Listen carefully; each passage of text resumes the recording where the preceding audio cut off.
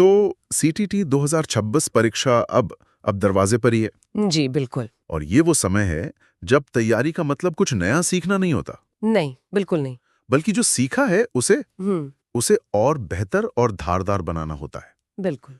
आज हमने जो स्रोत खंगाले हैं वो इसी के लिए हैं। हम्म। हमारे पास है फिजिक्स वाला की अंतिम समय की रणनीति, शिक्षा निकेतन का एक महामैराथन वीडियो जो बाल विकास मतलब सीडीपी की गहराइयों में उतरता है, जी। और साथ ही स्मार्ट स्टडी जोन और टू द पॉइंट से वो कमाल की तरकीबें जो पेडागोजी के लंबे सवालों को चुटकियों में हल करने का दावा करती हैं। बिल्कुल। आज हमारा मकसद सिर्फ यह जानना नहीं है कि क्या पढ़ना है, बल्कि यह समझना है कि कैसे सोचना है। अच्छा। हाँ, हम दो काम करेंगे। पहला, बाल विकास के जो बुनियादी सिद्धांत है उनकी नींव को मजबूत करेंगे, और दूसरा, उन सवालों से निपटने का एक तरीका सीखेंगे जहाँ जहाँ ज्ञान से ज्यादा टाइम मैनेजमेंट काम आता है। चलिए इसकी परतें खोलते हैं और देखते हैं कि सीटीईटी के सीडीपी सेक्शन में 30 में से 30 अंक पक्के करने का वो रास्ता आखिर दिखता कैसा है। शिक्षा निकेतन के स्रोत में एक बहुत मजबूत बात कही गई है कि सीडीपी इस परीक्षा की रीढ़ की हड्डी है। ये सिर्फ 30 नंबर का एक सेक्शन नहीं है। ऐसा क्यों कहा गया है? ये एक बहुत ही दिलचस्प अवलोकन है। देखिए, सीडीपी से सीधे 30 सवाल तो आते ही हैं, वो तो साफ है। हाँ, वो तो है। लेकिन इसका असली जादू या कहूं कि असर वो बाकी विषयों की पेडागोजी में दिखाई देता है। अच्छा। आप हिंदी, अंग्रेजी, गणित या ईवीएस के जो 15-15 पेडागोजी वाले सवाल हैं, उन्हें तब तक असरदार तरीके से हल नहीं कर सकते जब तक आप ये ना समझें कि एक बच्चा सीखता कैसे है, सोचता कैसे है। तो अगर आपकी सीडीपी मजबूत है तो आप असल में 30 नहीं बल्कि 90 से ज्यादा अंकों की तैयारी कर रहे हैं। बिल्कुल, आप 90 से ज्यादा अंकों की नींव रख रहे हैं। ये पूरे पेपर का आप कह सकते हैं ऑपरेटिंग सिस्टम है। 90 से ज्यादा अंक, ये तो पूरा गेम चेंजर है। अच्छा, सिलेबस को देखें तो इसमें 3 मुख्य हिस्से हैं। बाल विकास के 15 प्रश्न, समावेशी शिक्षा के 5 और अधिगम शिक्षा शास्त्र के 10। जी। तो चलिए सबसे बड़े हिस्से से शुरू करते हैं, बाल विकास। इसमें वो कौन सा एक कॉन्सेप्ट है जिसे समझे बिना आगे बढ़ना नामुमकिन है? सबसे बुनियादी और सबसे जरूरी अंतर वो है वृद्धि यानी ग्रोथ और विकास यानी डेवलपमेंट के बीच का। ग्रोथ और डेवलपमेंट। हाँ, अक्सर लोग इन दोनों को एक ही मान लेते हैं, लेकिन इनमें जमीन आसमान का फर्क है। स्रोत में इसे समझाने के लिए एक हाथी की बहुत ही कमाल की कहानी है। अच्छा, बताइए।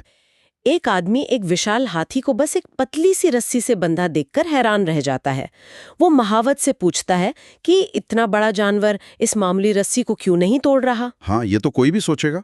महावत ने जवाब दिया, जब ये हाथी छोटा था तब भी मैं इसे इसी रस्सी से बांधती थी। उस उम्र में ये रस्सी उसे रोकने के लिए काफी थी। उसने हजारों बार कोशिश की पर तोड़ नहीं पाया। धीरे धीरे उसने मान लिया कि ये रस्सी कभी नहीं टूटेगी। अब देखिए, आज उस हाथी का शरीर बहुत बड़ा हो गया है, यानी उसकी वृद्धि तो हो गई, लेकिन उसकी सोच वहीं अटकी हुई है। बिल्कुल, यानी उसका विकास नहीं हुआ। वाह, क्या शानदार तरीका है समझाने का। तो अगर मैं सही समझ रहा हूं तो वृद्धि सिर्फ शारीरिक है जिसे हम माप सकते हैं। जी, जैसे लंबाई, वजन। और ये एक उम्र के बाद मतलब परिपक्वता आने पर रुक जाती है? एकदम सही।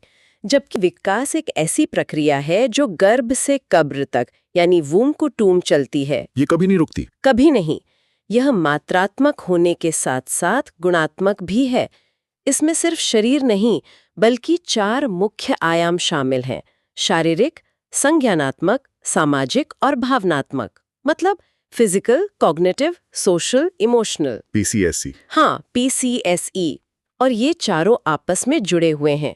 सोचिए, अगर एक बच्चा शारीरिक रूप से बीमार है तो क्या उसका पढ़ाई में मन लगेगा? नहीं, बिल्कुल नहीं। तो उसका संज्ञानात्मक विकास प्रभावित हुआ। वो दोस्तों के साथ खेलेगा? नहीं। मतलब सामाजिक विकास पर असर पड़ा और वो चिड़चिड़ा भी रहेगा। तो भावनात्मक विकास भी प्रभावित हुआ? बिल्कुल। इसे ही सर्वांगीण विकास या होलिस्टिक डेवलपमेंट कहते हैं, और यही शिक्षा का अंतिम लक्ष्य है। ये सर्वांगीण विकास का विचार बहुत शक्तिशाली है। अच्छा, ये जो बाल केंद्रित शिक्षा के विचार हैं, जी, ये अकादमिक रूप से कहाँ से आते हैं? ये बहुत अच्छा सवाल है। ये कोई नई बात नहीं है। इसके पीछे मनोविज्ञान के बड़े बड़े दिग्गजों का काम है, जैसे जीन पियाजे। हाँ, उन्होंने हमें बताया कि बच्चे नन्हे वैज्ञानिक होते हैं जो अपने ज्ञान का निर्माण खुद करते हैं। वो खाली बर्तन नहीं है जिन्हें हमें भरना है। जब हम करके सीखना यानी लर्निंग बाय डूइंग की बात करते हैं तो हम पियाजे के कंस्ट्रक्टिविज्म की ही बात कर रहे होते हैं। अच्छा, तो करके सीखना सिर्फ एक कहावत नहीं, इसके पीछे पूरा एक सिद्धांत है। बिल्कुल। और फिर आते हैं लेव वाइगॉत्स्की, जिन्होंने सामाजिक संपर्क के महत्व पर जोर दिया। वाइगॉत्स्की। जी, उनका मानना था कि बच्चा समाज और संस्कृति के साथ बातचीत करके सीखता है। जब हम ग्रुप एक्टिविटी या सहयोग की बात करते हैं तो हम असल में वाइगॉत्स्की के विचारों को ही क्लास में लागू कर रहे होते हैं। समझ गया, लेकिन जब आप परीक्षा हॉल में होते हैं, घड़ी की सुई भाग रही होती है और सामने 4 लंबे लंबे कंफ्यूजिंग विकल्प होते हैं, तब इन गहरे सिद्धांतों को लागू करना एक चुनौती बन जाता है। बिल्कुल। और यहीं पर स्मार्ट स्टडी जोन और टू द पॉइंट के स्रोत एक बहुत ही प्रैक्टिकल तरीका बताते हैं। क्या है वो? हाँ, और उसे वो कहते हैं टैग वर्ड्स की रणनीति। ये एक तरह का शॉर्टकट है, लेकिन ये तुक्का नहीं है। अच्छा। ये इस गहरी समझ पर आधारित है कि सीटेट की आत्मा बाल केंद्रित है। इसलिए जो भी विकल्प बच्चे के अनुभव को, उसकी सक्रियता को प्राथमिकता देगा, वही सही होगा। मतलब कुछ शब्द ग्रीन फ्लैग्स की तरह काम करते हैं जो हमें सही उत्तर की ओर इशारा करते हैं। जैसे स्रोत बताते हैं, बच्चों को अवसर देना, उन्हें करके सीखने के लिए प्रोत्साहित करना, उनकी सक्रिय सहभागिता को बढ़ाना। और इसी लिस्ट में आगे आते हैं सृजनात्मकता को बढ़ावा देना, बहुभाषिकता को एक संसाधन मानना, न कि एक बाधा, और सबसे महत्वपूर्ण, सीखी हुई चीज को दैनिक जीवन से जोड़ना। ये सारे शब्द सकारात्मक और बाल केंद्रित शिक्षा के स्तंभ हैं। लेकिन एक मिनट, क्या ये इतना सीधा है?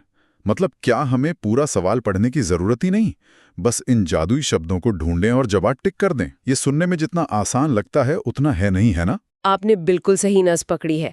ये कोई जादू की छड़ी नहीं है, ये एलिमिनेशन के लिए सबसे शक्तिशाली औजार है। एलिमिनेशन? हाँ, सवाल को ध्यान से पढ़ना तो हमेशा जरूरी है, लेकिन जब आप विकल्पों पर आते हैं तो ये रणनीति आपका 80% काम आसान कर देती है। और ये तब और कारगर होती है जब हम इसके दूसरे पहलू यानी रेड फ्लैग्स या नकारात्मक शब्दों को पहचानते हैं। अच्छा, तो कुछ ऐसे शब्द भी हैं जो हमें बताते हैं कि ये विकल्प लगभग निश्चित रूप से गलत है। जैसे केवल, मात्र, सिर्फ। हाँ, ही भी, क्योंकि ये शिक्षा को बहुत सीमित कर देते हैं। शिक्षा समावेशी होती है, सीमित नहीं। इसी तरह रटना या कंठस्थ करना, रोट लर्निंग। हाँ, ये पियाजे के सिद्धांत के एकदम खिलाफ है। दंड, सजा या भय, ये शब्द दिखते ही उस विकल्प को सबसे पहले काट देना चाहिए। एक शब्द है मानकीकृत यानी स्टैंडर्डाइज्ड। इस पर मुझे थोड़ा संदेह है। क्या बड़े पैमाने पर निष्पक्ष मूल्यांकन के लिए कुछ हद तक मानकीकरण जरूरी नहीं है? ये एक बहुत ही वैलिड सवाल है। प्रशासनिक दृष्टिकोण से मानकीकरण जरूरी लग सकता है, लेकिन सीटेट के संदर्भ में जो एक शिक्षक के नजरिए की परीक्षा है, मानकीकरण एक नकारात्मक शब्द है। क्यों? क्योंकि ये व्यक्तिगत विभिन्नताओं को नजरअंदाज करता है।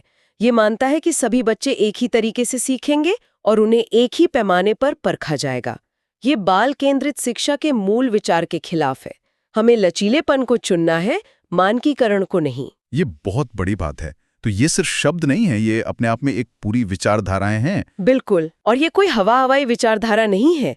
ये टैग वर्ड्स असल में हमारी नेशनल एजुकेशन पॉलिसी 2020 के मूल सिद्धांतों का निचोड़ है। NEP 2020 का? जी, NEP 2020 क्या कहती है? शिक्षा अनुभवात्मक, एकीकृत और बाल केंद्रित होनी चाहिए। तो जब आप करके सीखना चुनते हैं तो आप सिर्फ एक विकल्प नहीं चुन रहे, आप पूरी शिक्षा नीति का समर्थन कर रही हैं। चलिए इसे एक उदाहरण से समझते हैं। स्रोत में एक सवाल था, एक समावेशी कक्षा में मूल्यांकन कैसा होना चाहिए? एक विकल्प है लचीला और छात्र की जरूरतों के अनुसार, और बाकी 3 विकल्पों में मानकीकृत, परीक्षण या केवल अंकों पर आधारित जिसे शब्द हैं। यहाँ ये रणनीति एकदम साफ काम करती है।